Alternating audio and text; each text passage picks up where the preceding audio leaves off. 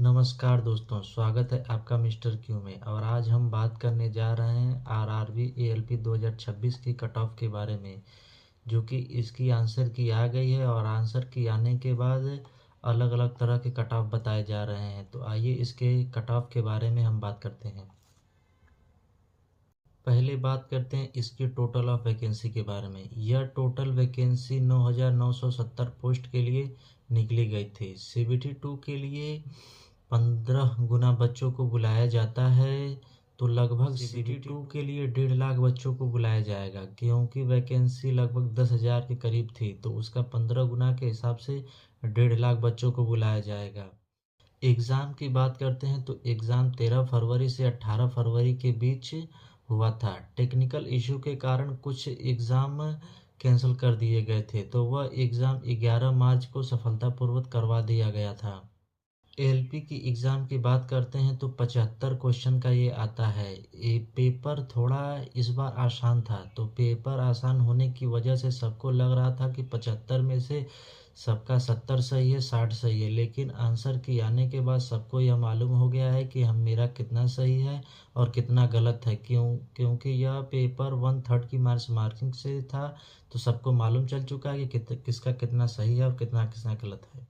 Total form की बात करें तो लगभग 10 लाख के करीब फॉर्म भरे गए थे, जिसमें से 30 से 40% विद्यार्थी एग्ज़ाम ही देने नहीं आए। क्योंकि जैसे जैसे एग्ज़ाम नज़दीक आता है, वैसे वैसे लोगों का प्रेशर बढ़ता जाता है। क्योंकि जो विद्यार्थी तैयारी नहीं किए रहते हैं वो एग्ज़ाम ही देने नहीं आ पाते हैं। क्योंकि इसीलिए 30 से 40% विद्यार्थी अब्सेंटी थे। तो इसमें प्रेजेंटिंग 60 से 65% विद्यार्थी ही प्रेजेंट थे। तो कट ऑफ ज़्यादा जाने की संभावना नहीं है, कट ऑफ मिनिमम ही रहेगा।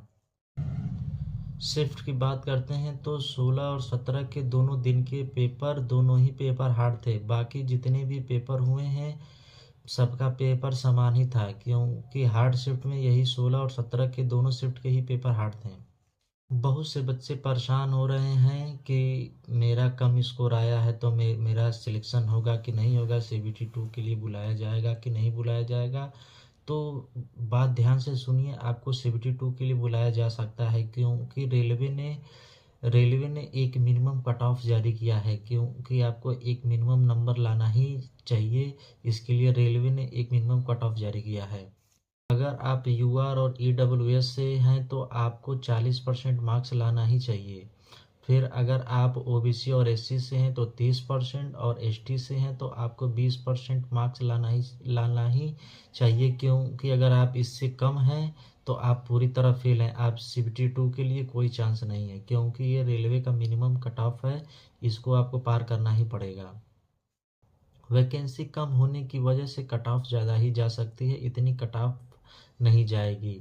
अब बात करते हैं फाइनल कट ऑफ के बारे में। अगर आप यूआर से हैं तो 40 से 50 नंबर के बीच में हैं तो आप सेफ जोन में हैं।